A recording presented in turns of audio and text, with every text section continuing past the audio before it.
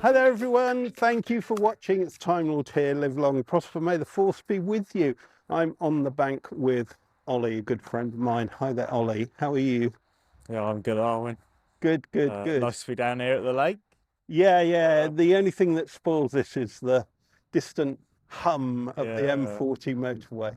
Other than that, I've had mist, I've had it like a ice skating ring. It's just been absolutely brilliant. But anyway, hoping for some carp while you're here. My son's also here, but if not, it doesn't matter because we're talking about you and your life. So we'll start with, as I do with most people, where were you born? Where did you grow up and things like that? so I was born in a place called Aylesbury. Grew up in and around Aylesbury, so in Buckinghamshire. I live not far from here, a place called Long Crendon, where I was brought up most of my life. But generally, it's been in Buckinghamshire. So you're a local lad. So local lad, yeah. Right, okay. Local to the M40. Local to the M40. Well, you'll remember when it wasn't here then. I don't think I'm that old, no. I am. I can remember it. I can remember it. You're probably not that old, actually. I don't know how old it is. Okay. So you grew up around here, lovely countryside and all the rest of it. So tell me a bit about your family, brothers, sisters. Yeah, so I've got a brother called Dominic, and he's 5 years younger than me. And then mum and dad, who I grew up with. Grew up with my mum and my dad. We all lived together. My mum's still around now, but my dad died around, must be 14 years ago now. Right. So yeah, we all lived together. They then got divorced when I was around sort of 13. Right. Okay. Okay. So they're divorced. So how did that affect you? I think them getting divorced wasn't a shock because it wasn't exactly a happy home. I never saw it as a happy marriage. So I think when they got divorced, it wasn't a shock. But so my father he was an alcoholic, and that sort of affected, the marriage and the family home. My dad never provided for us as a family. He wouldn't provide for my mother. So what was that like? Was it like you were worried about bailiffs knocking on the door, taking stuff away, or was it no income? Was he in work, out of work, intermittent? What was all that like? So he was unemployed Right. for the whole time. We were sort of that family unit. So he wouldn't provide money. So we'd often sit in the dark with no electricity because he wouldn't have, just spent all the money on cigarettes and alcohol. Yeah, bailiffs, the house being repossessed, things like that, because he wouldn't be paying the mortgage and wouldn't be providing at all, really. And because my mum, she suffers with mental health problems, and that was always hard for her as well. Was she working? My mum, yeah, my mum was a good mum. She always provided for us, always put her children first.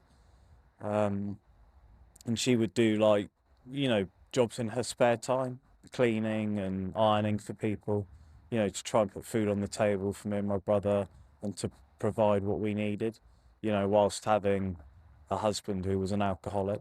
It was quite hard for her. So I think that really affected her mental health as well. So was your dad controlling in any way, manipulative? Because he's unemployed, he's got Yeah. very little money, but he's having access to your mum's finances and earnings and so on?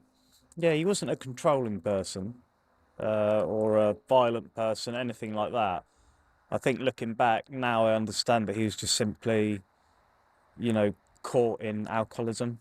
He was just an alcoholic, and that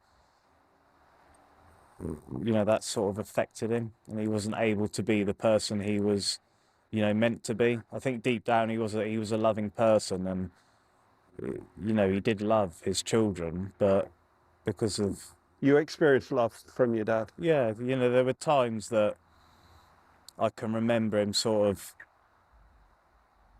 being that loving dad, but I think ultimately there just wasn't a relationship there because he was always drinking. So it wasn't actually till later on in life when I was about sort of 13 that I developed a relationship with him. But I developed a relationship with him through drinking alcohol at 13 years old. So do you see this, before we come on to that, do you see this as a weakness in your dad? Is it his fault? How do you view it? Um,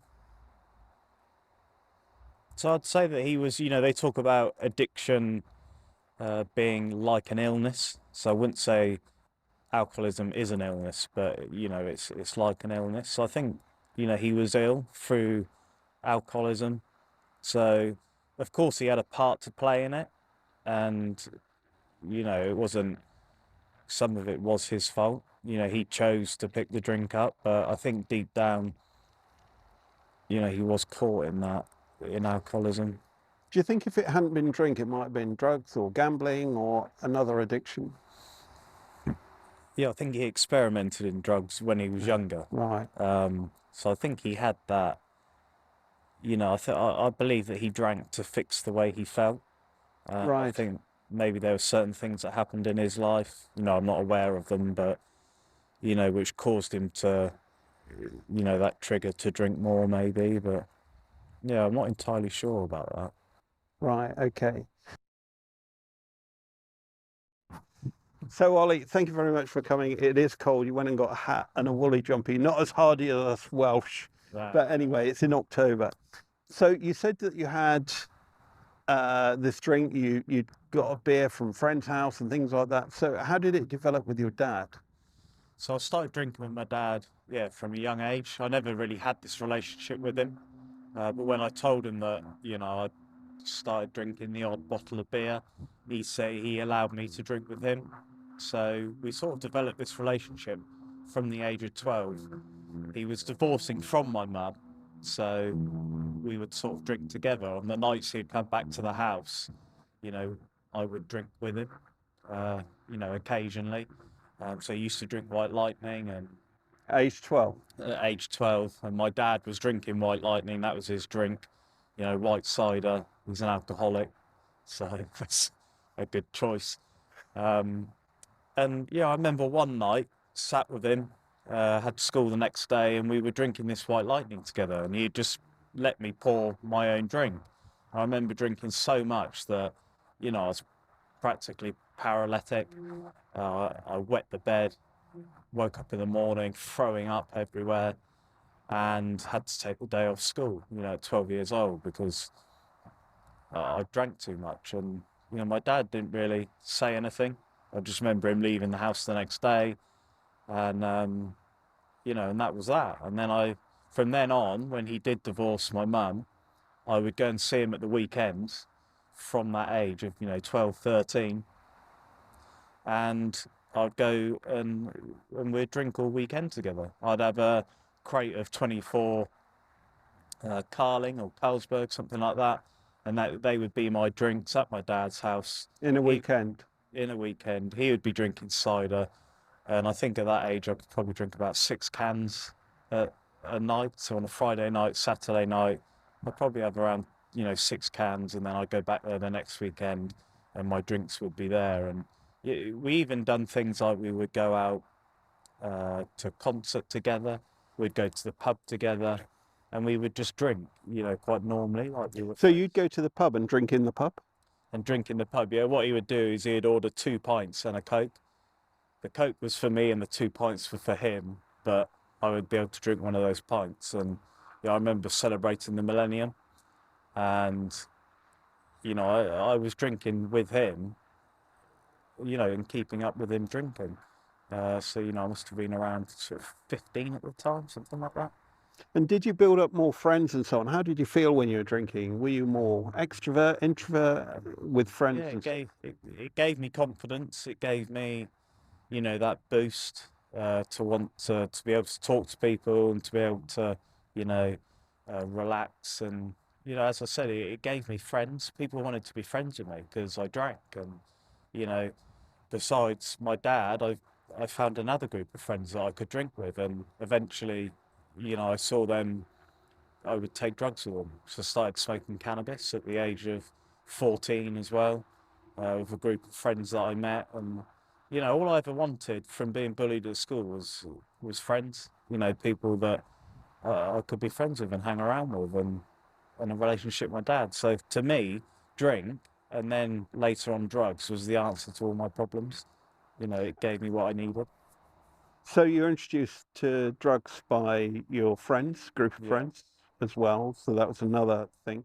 So what was school like for you regarding education and study? Were you attending school? Were you skiving off? So I'd attend school, but that would be about it.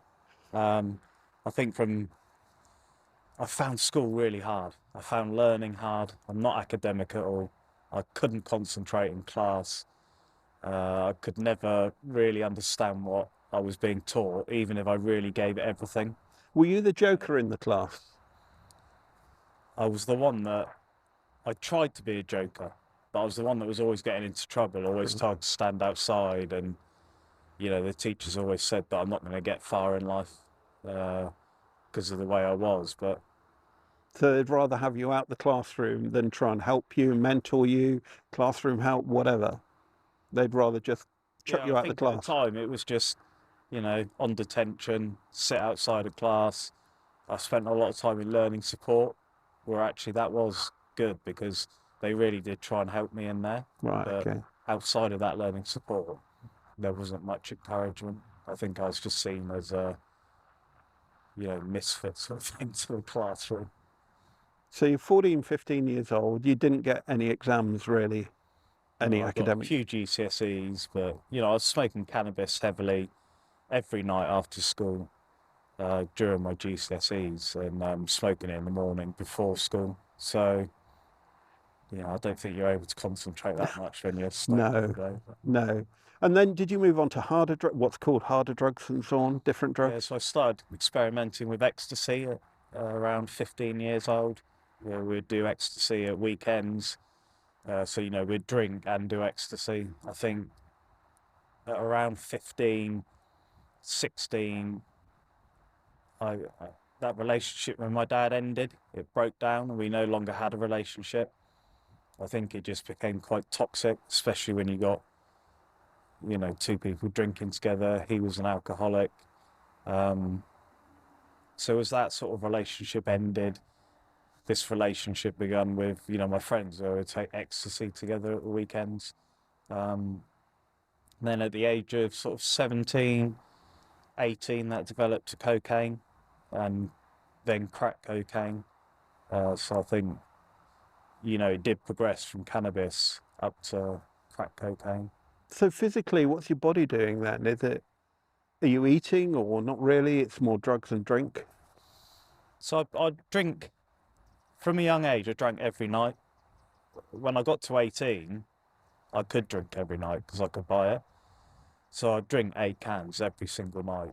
Eight cans. 8 cans after work every night. And not just smaller cans, but Yeah, like like Stella, larger type, probably like Carlsberg Export used to be the, you know, stronger. Foster's Export. Yeah, so it'd be that every single night after work.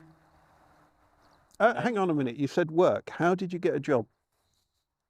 So yeah, I left school, tried to go to college, but I couldn't do the academic side, so I ended up getting a job in a garden centre, driving a forklift truck, and I worked in that garden centre for 2 years doing that. But hang on. You're going to work after 8 cans, cannabis, ecstasy, driving a forklift truck. My brother-in-law was a forklift truck driver. You have to do exams and be safe, but you're allowed to drive a forklift truck. Yeah, looking back, it was forklift I'm truck. not blaming you, by the No way. I'm just customers around, and I'm driving a forklift truck after when you're drinking spaced and out and yeah, and you know, getting in the car every morning after 8 cans the night before, you're over the limit. But I did that for quite some time, from the age of 18. And you know, when you start putting other drugs into it, cocaine, crack, you know, you're driving under the influence of that as well. is it something you were proud of at the time that you could do, you could survive, do you think? What you mean, taking drugs? Or Yeah, yeah. Being able to do a job, still drive, drink, whatever. Were you so proud? yeah, I wasn't proud of it. I just thought it was normal. I thought, you know, to drink like that every night. Well, I suppose I didn't think it was normal, but Is that because of the friends It you're became with? normal to me. Yeah. Because of the people I hang around with, my dad being an alcoholic, and I drank and took all these drugs to deal with the way I felt inside, to take away that emptiness, to take away that feeling of, being restless and irritable and on edge and living in fear. And, that helped me deal with those emotions. Did you feel you had no purpose? Yeah, I couldn't see the point of life. I didn't see the purpose in life. Were I you suppose. suicidal? Yeah, I was on antidepressants from a young age. Lots of suicidal thoughts. Couldn't see the point in living. When you're drinking every night, I remember just crying in my bed, taking a pack of cocodamol, thinking, I hope I don't wake up tomorrow, because I couldn't see the point, So you did that? Yeah. I don't know if I tried to take my own life or if it was more, let's take it. Let's take it and see what happens. Yeah. If I don't wake up, then it's a bonus, because I couldn't stand to be living like that. But I just knew I didn't know any other way of living. So you've had no male influence, male support. Your mom is still in your life and supporting you. She's aware of this going on? I think she wasn't aware that I drank with my dad. That was like a secret, so she was never to know. But she knew I smoked cannabis. She wasn't silly, and she didn't give me an easy time over that. She gave me a hard time, especially coming home every night stoned. And I think it really affected her when probably the age of 20, when I'd say, I was drinking in the morning, I was drinking in the middle of the day. At that age, I was sort of physically addicted to the alcohol. It got to a point at 22 where I did try and stop drinking, but I'd have to go into hospital and be detoxed off of it. I'd done detoxes at home where my mum would lay by my bedside and try and detox me off of it. So I think at that point it was hard for her. But the other thing is, you're scoring all these drugs, you're drinking 8 cans of lager a night or beer. Where's the money coming from? So I was still able to hold down a job at this point, although I didn't hold it down very well, with lots of days off and not turning in. So what I didn't say is that after working in the garden centre, I got a job as a trainee plasterer, and that's still what I do today. I've got my own business as a plasterer now. So working on building sites, there's a lot of people that take drugs and drink. So, but that's a dangerous place to be stoned and pissed. A building site. Power machines, tools, lorries. I mean, do you look back and think that was just stupid, crazy? Yeah, I think climbing up scaffolding after having 3 cans of cider in the morning isn't the best thing to be doing. It is to look back. You look back and you can see how yeah, but not at the time. But at the time, you just think, well, I've got no choice, and this is. Although I think deep down, it's not normal. I knew it wasn't normal to be drinking cider first thing in the morning. And I didn't want to live like that, but I just knew no other way. I didn't know that there was a way out. So there's a combination of things there. You say it's normal, it's become normal. You think it's normal, you think that's the way other people live, your dad, friends, and so on. But you said one important phrase there, that you didn't have a choice. One thing I've learned, I lost my own brother to suicide a number of years ago. One thing I've learned about suicide, a lot of people say, and I tend to agree with it, that you don't have a choice. He took his life because he thought he would be better off and everybody else would be better off. So therefore, you don't have a logical thought process regarding choice. You don't have a choice. It's hard for people to understand unless they've been in that state. And I've been in that place as well, twice since he took his own life, very close to doing it. And I planned it, I wrote letters and all the rest of it. And it's a place of no choice. What do you mean by no choice? So I think deep down, I really wanted to change. I really did want to stop living the way I was living. I knew things were immoral and these things weren't right, but there was just something inside that couldn't let me make that change. You know, I just couldn't seem to do it. Whatever I tried didn't work. You know, I tried to change. I tried to stop drinking. So I think after trying and doing all that, I didn't think I had a choice anymore. I thought I just had to live like that. If that makes sense. Yes, it does. And you didn't want to live like that. So you're in that situation of, let's take a few tablets, see what happens, you know, and it's an understandable place to be for somebody who's been there. But for a lot of people who may be watching this, they find that hard to understand, that place. So you're training to be a plasterer, you're on building sites, climbing scaffolding, you're pissed, drunk, stoned, whatever. But you say some other people are as well. We'll keep away from that. What's the next thing that happens in Ollie's life? So the big thing that happened in my life was when I was around 23. At 23 years old, Sorry, how old are you now? So I'm 37 now. Okay, so yeah, okay. Still young. You're a lot younger than me. So I was 23 at the time, and I was drinking around 13 cans now of strong cider a day. And, you know, I was drinking that over a 24-hour period, waking up in the middle of the night, drinking to go back to sleep, waking up in the morning, and then just carrying on that day with a can, you know, regularly throughout the day to stop me from shaking, stop me from, you know, having withdrawal symptoms. Are you still working?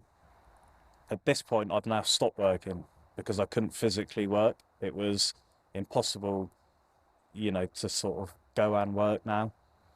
I'd done about 3 detoxes in hospital. I'd done 4 detoxes at home where my mum had detoxed me.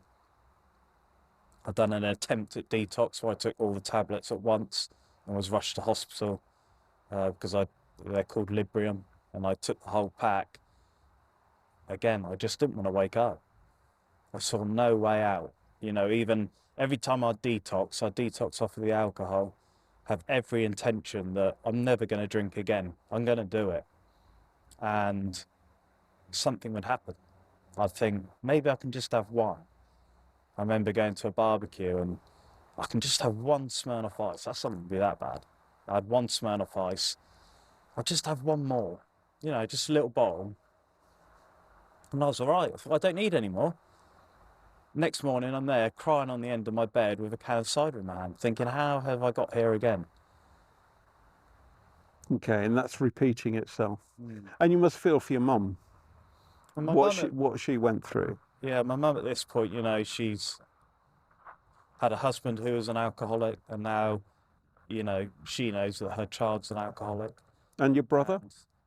And my brother as well, yeah. My brother, you know, my brother's not an alcoholic. He's never had a problem with drugs or drink or mental health problems. But, you know, it was hard for him seeing his dad like that and now his brother. Okay. So around 23, what happened? What started to change? So at 23 years old, after doing these attempts at detox and giving up, it was then that I saw no other way out but to take my own life. You know, I didn't try and take my own life, but I just knew that there was no other way out. Unless I end my life, I was going to have to live my life drinking 13 cans of cider a day. You know, at this point, the doctor said that I'd only have a couple of years to live if I was lucky. So yeah, it was the realization that, you know, I'm going to die from this. If I'm lucky, I'll get a couple of years. But actually, I don't want to live another couple of years like this. So I remember crying to my mum saying, I just want to die. You know, I don't want to carry on. And that was hard for her. You know, her son crying, saying he wants to die, he can't carry on. But she said one thing to me. She said, I want to help you. And she said, do you want me to help you? And I said, yes. She said, well, you've got to do what I say. You've got to listen to me this time. Because she tried to help me for years. And, you know, I didn't believe in God. Didn't believe anything like that. But she did. And she went to church. Not regularly, but she went when she could. She was a Christian. I went to church when I was younger with her, briefly. for about a year. And she said, you know, can I pray for you? And she prayed for me. I thought, do what you want, but prayer's not going to help. Were you God's not gonna desperate? help. But I was Did desperate. Did you believe her prayer would have any effect, or was it, No, let's try something else? I just didn't. But she said, can I just pray for you? So I thought, I was desperate. So I was going to do whatever she said. So she prayed for me. Nothing happened, but I did end up going to a treatment centre, to a rehab, where I was treated for alcoholism. Okay. So Might have to warm up, Arwen. all right, do you want to walk around for a bit?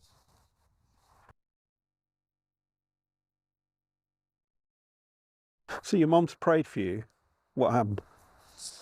So I ended up going, she got me into a treatment centre, and it was a 12-step treatment centre. So the 12-step This is program. Alcoholics Anonymous 12 Yeah, steps. 12-step programs comes from Alcoholics Anonymous, and it's all about giving your life over to the God of your understanding, whether that be a Christian God or, you know, a Hindu God or something that's higher than you. But that's the basis of the 12-step program. And yeah, so she got me into this treatment centre. They detoxed me off of the alcohol. I was in there for 3 months, and, you know, it was in there that my life changed, that I saw a way out from the, you know, the situation I was in. Went through this 12-step programs of Alcoholics Anonymous. I went to the meetings, you know, AA meetings, CA meetings, and it was there that I saw that, you know, that I didn't have to carry on drinking or taking drugs. You know, I was meeting people that had been clean and sober for, you know, anything from a few days to a few years to 35 years. And I thought, well, if they can do it, then I can do it. And the answer to the solution to their problems was handing your life over to the God of your understanding. And to be honest, first of all, I thought, I'm having none of that. You're telling me that God is going to help me recover, that's the answer. And I said, well, I disagree. This is definitely not the answer. So I actually left the treatment centre 3 days into my detox. I went back to my house and my mum said, look, you can come in this house, but if you drink again, you're never coming in here again. You know, That's tough for her, tough love. yeah, it was tough love. But I knew that I was going to drink again. You know, I knew it. But, you know, I was 3 days into a detox. But this time I knew she meant it. I knew she meant what she was saying. And she just said to me, please go back there. Just finish your detox. Forget what they're saying about God. Just finish the detox. So I thought, all right, I'll go back. But I'm going to prove everyone wrong that God is not going to help. So that was your motivation to go back, is to disprove what everybody said. Yeah, a bit of motivation was to disprove what they said so I can turn around to my mum and say, well, I done what you said, I tried it. Told you so. Yeah, and I told Did you think beyond that, okay, and then I'll be back in a cycle and then I may as well end it all? Did that cross your mind?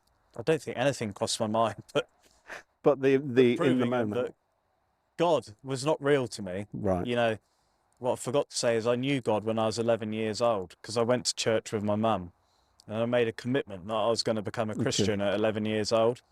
But then I didn't understand why God was letting me be bullied so severely that I was coming home from school crying and not wanting to go in the next day. So God wasn't real to you? So to me, I thought, God can't be real. Well, he wouldn't be letting that happen to me.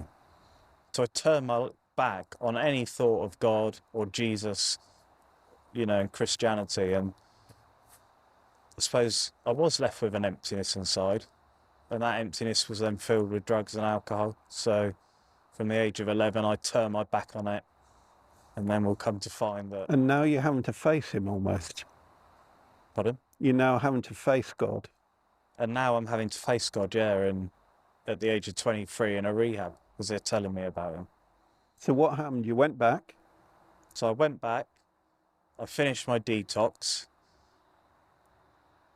but this is when I was saying that I saw that people were not having to drink or take drugs. They were having periods of recovery from anything from a few months to, you know, 30 years. So I thought, well, maybe what they're saying is right. Maybe there is some sort of God that can help me. So I went through the 12 steps and I made a decision that I was going to hand my life over to God. I got on my knees and I gave my life to God, and nothing happened. You know, I thought, nothing's happened. I was saying to everyone, when's it going to happen? When am I going to feel God? When am I going to know that he's there? But then a week before leaving the treatment centre, my auntie and my brother came to see me to say that my dad had passed away. He'd been found in his flat and he died from alcoholism. You know, his body eventually just gave up. But it was a situation like that I would normally have wanted to drink or take drugs on. But this time I got on my knees and I prayed to God and said, please help me. Please don't let me go back to that life. And it was then I knew that God was there. It was then that I realised that that God I'd turned my back on from the age of 11 and said there's definitely no God. It was that God that I was then giving my life back to. And it was that realisation, you know, at that point that God was there and that maybe God had never left me. Okay. So you entered into a personal experience, a personal relationship with God. So what form of God? Is it Muslim? Is it Hindu? What is it for you? Yeah, I left the treatment centre, and for 4 years I struggled, really struggled. I went to these, AA meetings, and I worked the 12 steps, how they're telling me to work it. But I really felt disconnected from God. I knew he was there, but I just didn't feel close to him. So I decided to go along to a church, and I went to a church with a friend, and I told this to the pastor, and he just simply said to me, I believe God is in your life, but what you're missing is that relationship with Jesus. And my whole life changed on that day. It was on a Sunday about 10 years ago now, and everything made sense. My whole life made sense. That what I had to do was build on that relationship with Jesus. So from that day, I made a decision that I was going to work on that relationship with Jesus. So I started meeting with the pastor in the church, reading the gospel with him. I was reading other people's testimonies of how they had given their life to Jesus.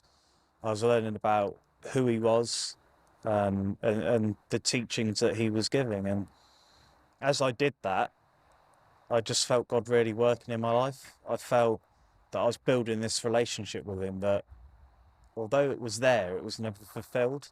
And I believe it wasn't fulfilled because I didn't have that relationship with Jesus.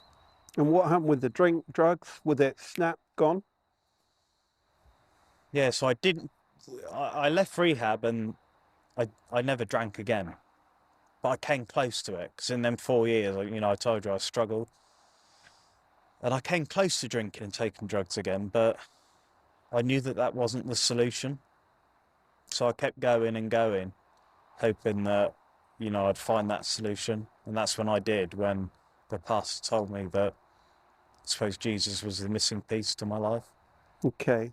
So you've got your own business, plastering. Are you married? Kids? So I'm now married to my wife, Natalie. We've got a daughter, Ariana, who's 5 years old. I actually met Natalie at church. I was going to a small church in the village, mainly OAPs at the time.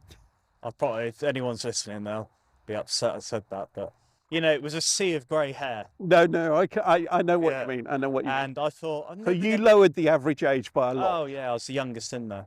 I thought I'm never going to meet someone my age in here, a girl, but I knew I wanted to meet a Christian girl. It had to be a Christian. So, I remember thinking, should I go on a dating site, or, what should I do? Go to some other churches where there's some not grey hair? I prayed about it, and I believed that God was going to bring me someone, that I was going to meet someone. And I believed it was going to be at that church. And, I started noticing this girl coming every now and again with her parents at the weekend. So she'd come back, visit her parents every now and again, and she'd come to the church. And I later found out she grew up at the church and then went off to uni and moved away. But she was coming back more and more because she'd seen you. And then obviously she saw me and thought, I'm going to come back every weekend. Yeah. So anyway, we started dating. We got engaged after 6 months. We were married after a year. We've been married for coming up for 8 years now. We've got a daughter, Ariana. Um, so yeah. And what's next for Ollie in your life? So What are you involved in? Are you involved in helping other people with mental health, addictions, etc.? so at the moment, myself and my wife are foster carers. Oh, fantastic! Right. We've been fostering for a year now, and that's something that we really enjoy. We think it's a privilege to be a foster carer and be able to care for these children. So that's like a big part of our lives, is doing that. My wife actually gave up her job to be able to foster full time, especially newborns. So you're gonna have to bear with me in this cold weather. That's all right. That's all right. And just recently, for 10 years, I've been praying and wanting to reach out to drug addicts and alcoholics. And I have in the past 10 years done that, by working on a building site, witnessing to people on there, and just reaching out to old friends and people I used to know. And then just recently, a friend contacted me about a year ago, and he said to me, I've been in recovery for 4 years and I'm really struggling. I feel like something's missing. Can I come to church with you? I said, yeah, definitely come to church. And, he had the same experience as me, that came to church, figured that, Jesus was that missing piece, and that's been the fulfillment in his life. And we set up this ministry in the church to reach out to drug addicts and alcoholics. And in the past year, we've seen probably about 15 people come through the doors, and 4 of those have given their life to Jesus.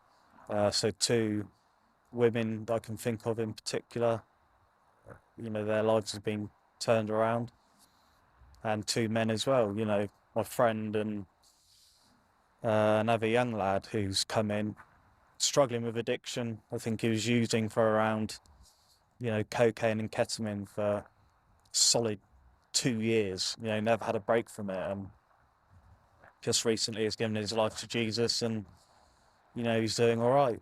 It's not plain sailing, but So you've now got coming into your church drug addicts, alcoholics, not huge numbers, but quite a few, and you're helping them and ministering to them, caring for them, and that's what the future holds for you. yeah. So I see myself that at the moment I run a plastering business, but ultimately I feel that God's calling me, and I feel a desire in my heart to want to do this more. Maybe that would be full time, working in some sort of ministry to reach out to them. At the moment, it's just part time. We're in the process of setting up it's called a Road to Recovery meeting, where it's a meeting every week for these people to come to, people to connect with, and so they can meet other people from the church and do some one-to-one Bible studies with them, and get some ministry that way. I think it has been for me an utter privilege for you to be vulnerable, open yourself up, and tell your story. And I hope and earnestly pray for your future in helping other people, because people in this situation need to be helped by people who've come through that situation. It's no use other people doing it full of platitudes. They can help and so on, but they can't fully understand and appreciate. I personally feel, I don't know about you whether you'd feel that, but I think having people like you doing this is incredibly valuable. And I just want to say thank you for coming out on this cold October day Definitely cold. where we've had to take breaks and sit by the fire. But I think this will give people hope. Your story of redemption will give people hope. So thank you, Ollie, for coming on. Yeah, thank you. And if there is anyone that has this that Yeah. is struggling with mental health or addiction, then feel free We'll put some to details put, in the comments. give them my number, and do get in contact, because, you know, like you said, if you do have experience from addiction, then you do have that, you know, you can relate to someone. It's more than empathy. You can actually relate to it, and you've got first-hand understanding. So again, thank you so much. Yeah, pleasure.